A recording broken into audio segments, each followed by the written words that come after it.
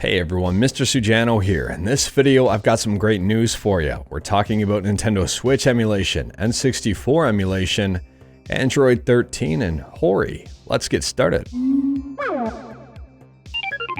Alright, we'll kick things off here talking about Nintendo Switch emulation on Android with Skyline. Now this is great news and also possibly not great news. Game Guardian, the cheat hack and alteration tool, now works with Skyline. Game Guardian is available as an APK, and although it does work, it's not something I'd ever recommend using. As far as I know here, if you're trying to use Game Guardian on an Android device, you do have to root it.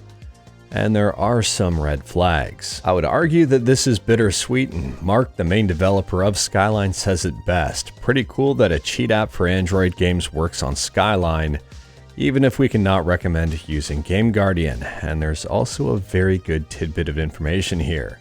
We will add our own cheats and mods down the line.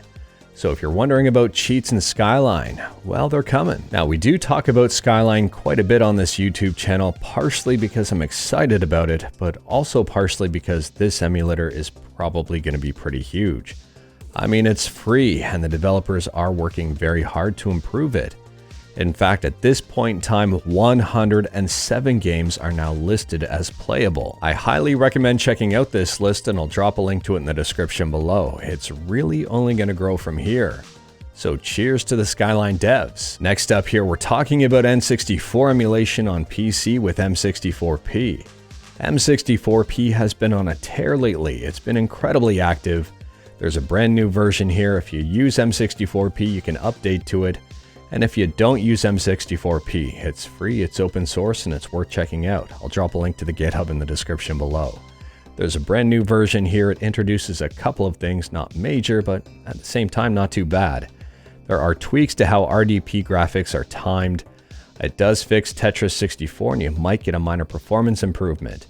And the second point here is interesting, tweaks to memory access timing. This increases emulation performance and accuracy. Next up here, we're talking about Android 13, and not this guy.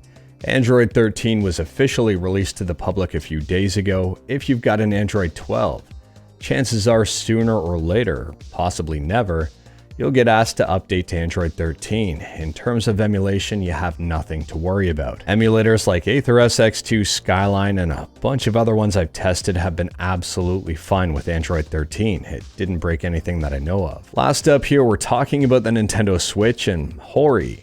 HORI has just revealed some brand new Joycons for the Switch, and they're called the Grip Controller Fit. At least that's what I think they're called. That's what Google Translate tells me. And these ones are interesting and a bit of a letdown as well. These new controllers are a little bit smaller, a little bit lower profile than the existing split pad, although they're still not wireless. They still don't have rumble or a gyroscope. However, on the back of these, they do have an interesting feature here. It looks like fully customizable back buttons. Now, shortcomings aside, these do look good. I'm assuming they're going to perform good. I mean, the D-pad is already better than the lack of the D-pad on the Switch. And if you want me to take a look at these, let me know in the comments below and I might order a pair. But anyways, that is all I've got for you in this one. Straight to the point, all stuff and no fluff. Let me know your thoughts about anything we talked about today in the comments below, and we did actually talk about quite a bit. If you liked this video, leave a like. If you didn't like this video, leave a like. Hit that subscribe button, check out my other videos, don't tempt fate, save your state.